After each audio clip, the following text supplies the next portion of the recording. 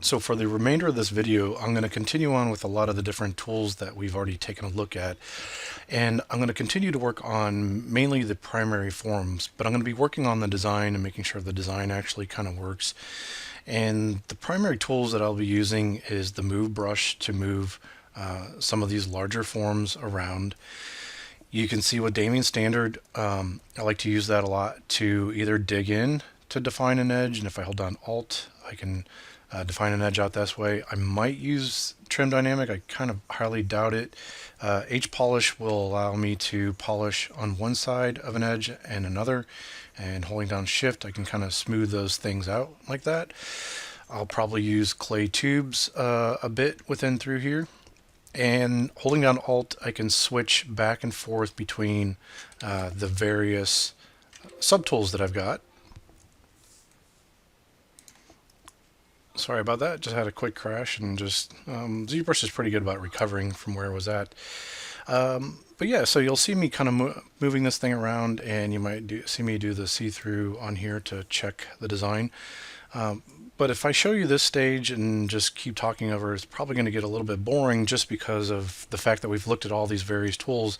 And I am going to be just kind of working on solidifying the design. As far as all the different techniques and things like that, those have already been established. The only other thing, we've already kind of looked at snake hook. So if I end up making some little pieces for toenails, I could just do that right now, kind of like that, but I'm just not happy with where they sit like that. So maybe if I drag out for X and Z like this, and then just drag out this direction like this. Let me try to make that a bit larger. Drag out like that.